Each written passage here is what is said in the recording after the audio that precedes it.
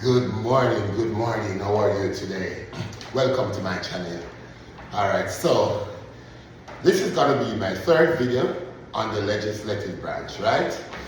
But I have a quick question for you. Have you watched the first two videos? Do you understand how the legislative branch is structured?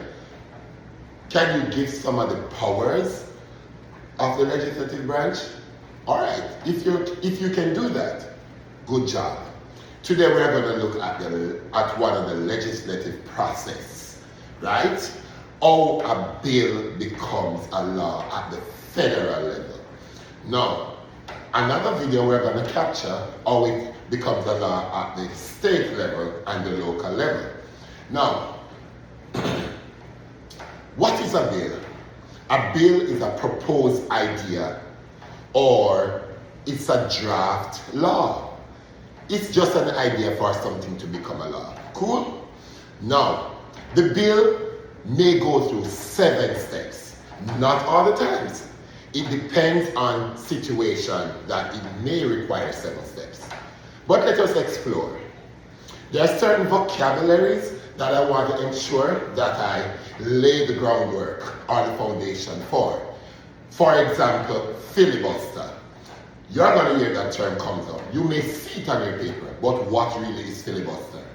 Now, I want to make sure I explain this vocabulary before I forget. Alright, so filibuster only happens in the Senate, right? It only happens in the Senate. This is a deliberate attempt to block or delay a bill. Wow, come on, let's go. Why would they filibuster? You know, I just said it. They don't want the bill to go through. They want to block it. Now, can you stop filibuster? Yes. Filibuster can be stopped through a process called cloture. Nice. C-L-O-T-U-R-E, I believe. Yeah.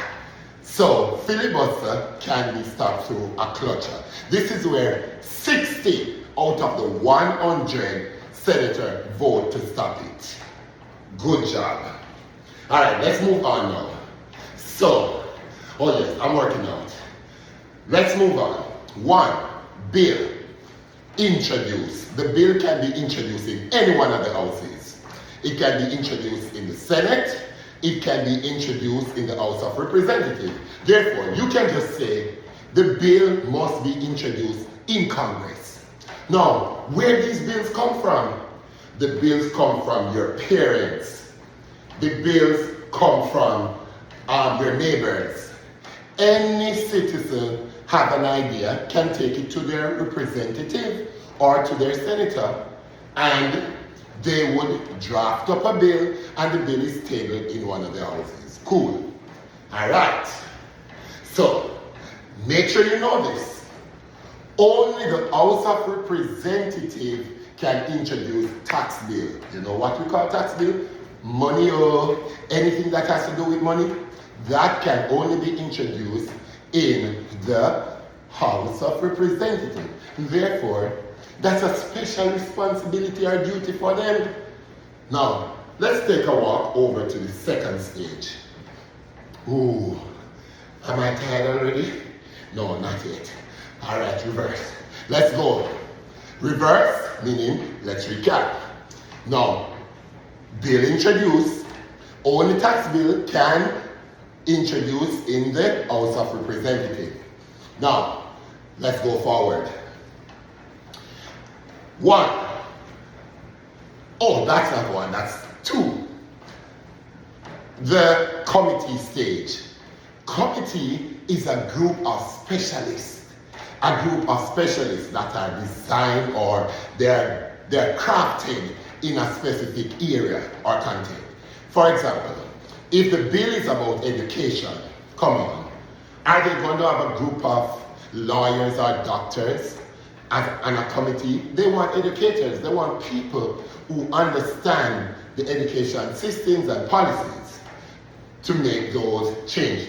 Committee stage is where most action takes place. I'm going to repeat that. The committee stage is where most action takes place. Guess what, guys? This is where the bill most time die. I said die, mean dead. Jamaican talk, dead. This is where the bill never gets out. So this stage, the bill is significantly scrutinized. They rip it, they tear it, and guess what? If it succeeds, then it's going to be voted and debated. Yes. So the third step, we're going to now have floor debate and vote. Once it is passed by majority of whichever house, then guess what, guys? It is now sent to the next house. So if it first was introduced in the Senate and it goes through the committee, then you realize what I'm doing? I'm reversing. Then it goes to the House of Representatives. Now, the process is going to repeat. They're going to introduce it. They're going to set up a committee for it. They're going to vote and debate. And then, guess what now? Ta-na-na. Guess what? It now goes to the conference committee. Only if there has been changes to the bill when it went to the second house. Now, what do I mean by that?